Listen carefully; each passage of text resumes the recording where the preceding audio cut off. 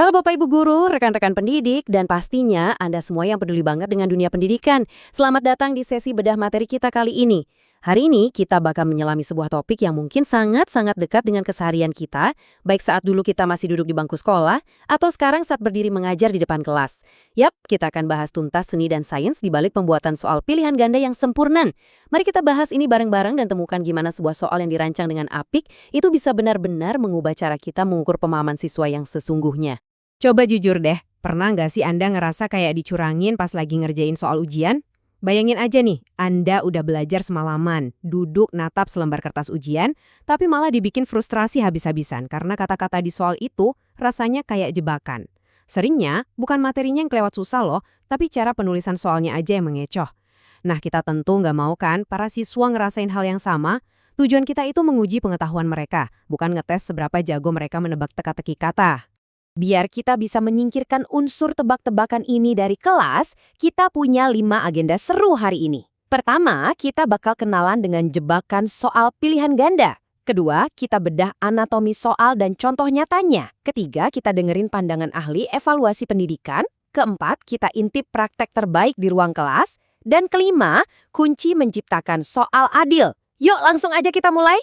Bagian 1, jebakan soal pilihan ganda. Anda tahu nggak kalau soal yang dibikin asal-asalan itu sebenarnya bertindak mirip banget sama perangkap? Soal-soal macam ini seringnya cuma ngetes kelihayan siswa bermanuver dalam ngerjain tes. Atau istilah kerennya tes taking savvy. Alih-alih benar-benar ngukur sejauh mana pengetahuan aktual yang mereka miliki. Coba perhatikan perbandingan ini. Lihat betapa bahayanya penggunaan kalimat negatif seperti kata bukan atau kecuali. Bayangin deh proses berpikir siswa yang lagi panik atau terburu-buru dikejar waktu ujian. Satu kata kecil bukan yang terlewat oleh mata itu bisa bikin siswa yang sebenarnya paham banget sama materinya malah jadi salah jawab. Nyesek banget kan? Itulah sebabnya para pakar evaluasi itu sangat mewanti-wanti kita untuk sebisa mungkin menghindari format pertanyaan negatif. Kalaupun kepaksa banget harus pakai, pastikan kata negatifnya dicetak tebal atau pakai huruf kapital besar-besar supaya nggak jadi jebakan visual buat anak-anak. Lanjut ke bagian 2, anatomi soal dan contoh nyata. Sebenarnya, apa sih yang bikin sebuah soal pilihan ganda itu berfungsi maksimal? Ibarat membedah sebuah mesin, mari kita bongkar item pilihan ganda ini ke dalam 3 bagian fundamentalnya. Bagian pertama, kita punya yang namanya pokok soal atau STEM. Poin krusialnya di sini adalah pokok soal ini harus bisa berdiri sendiri dan punya makna yang utuh. Maksudnya gini, siswa itu harus sudah tahu persis apa yang lagi ditanyakan atau masalah apa yang harus mereka pecahkan, bahkan sebelum mata mereka melirik ke pilihan jawabannya. Kalau pokok soalnya aja udah ngawang-ngawang, siswa bakal buang waktu kognitif yang berharga cuma buat bolak-balik baca opsi jawaban, nebak-nebak arah pertanyaannya kemana. Komponen kedua adalah pilihan jawaban atau alternatives. Nah, rahasianya di sini adalah jangan sampai jawaban yang benar itu terlalu caper alias cari perhatian. Jangan sampai dia terlihat mencolok karena petunjuk-petunjuk remeh yang gak relevan. Misalnya, hindari bikin jawaban benar itu selalu jadi opsi yang paling panjang kalimatnya, terlalu super detail, atau punya struktur tata bahasa yang beda sendiri dari pilihan lainnya. Hal-hal kecil kayak gini nih yang sering banget dimanfaatkan sama siswa-siswa cerdik buat hack ujian tanpa mereka harus benar-benar menguasai materinya. Bagian ketiga, dan ini yang paling menarik menurut saya, adalah pengecoh alias distractors. Anda tahu, pengecoh ini bakal jadi benar-benar nggak berguna kalau dibikin terlalu konyol atau absurd. Pengecoh itu wajib terlihat masuk akal di mata siswa yang belajarnya kurang matang. Kalau sebuah opsi pengecoh itu terlalu gampang dicoret atau disingkirkan, kita tuh tanpa sadar lagi ngasih karpet merah buat siswa untuk sekedar menebak jawaban yang benar. Sebagai perbandingan nih, perhatikan gimana kebiasaan copy-paste kalimat persis dari buku teks itu cuma bakal nyuruh siswa jadi jagoan hafalan mati, bukan pemahaman. Belum lagi kalau kita iseng nambahin window dressing, tahu kan kata-kata hiasan atau kalimat pengantar panjang lebar yang sebenarnya nggak penting ada di pokok soal. Padahal soal yang brilian itu harusnya memparafrasekan konsep inti ke dalam kalimat atau skenario yang baru. Percaya deh, ini satu-satunya cara paling ampuh buat nguji pemahaman siswa yang sejati dan mendalam. Kita masuk ke bagian 3, pandangan ahli evaluasi pendidikan. Jadi, apa kata para pakar tentang semua tetek bengek ini? Mari kita panggil dewan ahli kita, ada tokoh-tokoh hebat seperti Nitko, Brookhart, Macmillan, dan Popham. Melalui berbagai karya mereka, kita bakal ngelihat langsung apa saja aturan emas dalam dunia penilaian pendidikan. Dari tumpukan literatur mereka, ternyata ada satu konsensus atau kesepakatan kuat yang saling melengkapi di antara para pakar ini. Mereka sepakat bulat bahwa untuk meracik soal yang valid dan reliable itu, pokok soalnya harus nembak langsung ke sasaran, hindari ngasih bocoran lewat petunjuk tata bahasa, pastikan semua pengecohnya masuk akal, dan please, jauhi kebiasaan menyalin kalimat buku secara mentah-mentah atau verbatim. Ini udah jadi fondasi yang sifatnya mutlak. Nah, ngomongin soal opsi jawaban, ini ada sentilan yang lumayan keras dari James Popham. Dia memperingatkan kita dengan tegas, jangan pernah pakai opsi semua jawaban di atas benar. Kenapa coba?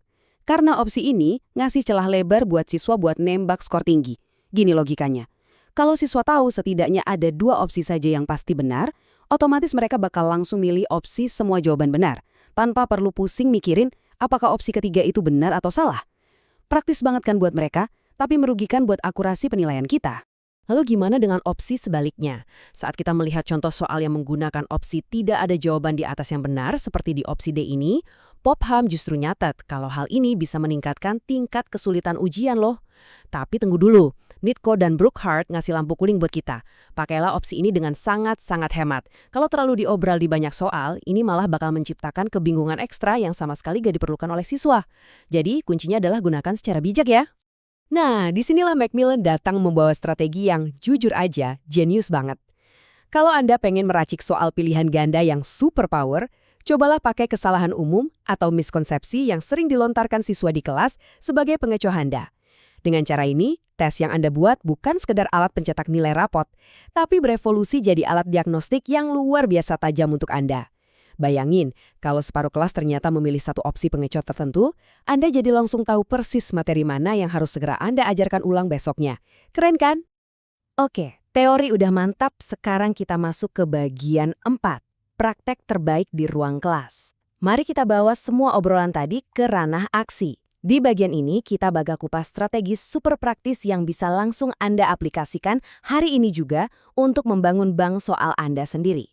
Ini dia daftar periksa atau checklist 4 langkah yang wajib banget Anda pegang sebelum ngetok palu untuk soal ujian apapun. Coba cek lagi. Pertama, pastikan pokok soal menyajikan satu masalah yang utuh dan jelas. Kedua, tulis jawaban benarnya, tapi make sure panjang dan gaya bahasanya nggak caper atau mencolok. Ketiga, rumuskan pengecoh yang logis berdasarkan miskonsepsi umum tadi.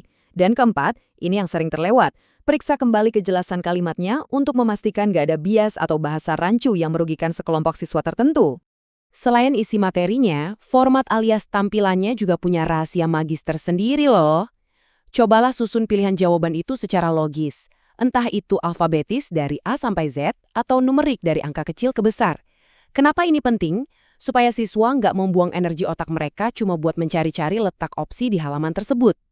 Lalu, usahakan panjang kalimat antar opsi itu setara. Dan yang nggak kalah penting, sebar posisi letak jawaban benar secara acak banget. Jangan biarkan siswa nemuin pola tebakan receh, kayak, dari tadi jawabannya C atau B terus nih. Kita sampai juga di penghujung pembahasan. Bagian 5, kunci menciptakan soal adil. Setelah panjang lebar ngobrolin anatomi sampai rahasia format tadi, pertanyaannya adalah, mengapa semua detail rewel ini sangat krusial bagi asas keadilan di ruang kelas kita? Macmillan tuh punya analogi yang epik banget soal ini. Dia sering pakai istilah sinyal dan gangguan atau noise. Pertanyaan pilihan ganda yang diracik dengan kualitas tinggi itu otomatis bakal membabat habis semua gangguan atau noise, entah itu dari format yang berantakan, tata bahasa yang grammarnya bocor, atau kalimat yang ambigu. Nah, kalau gangguannya udah hilang, yang tersisa apa? Yang tersisa adalah sinyal yang sangat kuat, jernih, dan akurat tentang apa yang sebenarnya sukses dipelajari oleh siswa Anda. Intinya, bahasa yang clear itu menggaransi bahwa kita lagi benar-benar menguji keilmuan mereka, bukan ngetes kemampuan literasi atau reading comprehension mereka semata. Inilah makna sebenarnya dari pengujian yang ekuivalen dan adil. Sebagai pamungkas, saya pengen ninggalin satu pertanyaan provokatif ini buat kita renungkan bareng-bareng. Coba tanyakan pada diri sendiri, apakah soal-soal ujian yang Anda bawa ke kelas hari ini itu benar-benar murni menguji pemahaman anak-anak? Atau jangan-jangan tanpa kita sadari, kita cuma lagi asyik melatih mereka buat jadi penebak pola yang ulung? Jawabannya tentu saja ada pada draft soal yang akan Anda susun besok pagi. Terima kasih banyak udah stay tune dan gabung di ulasan materi kali ini. Tetap semangat dan selamat merancang penilaian yang jauh lebih baik, lebih bermakna, dan lebih adil buat siswa-siswa kita.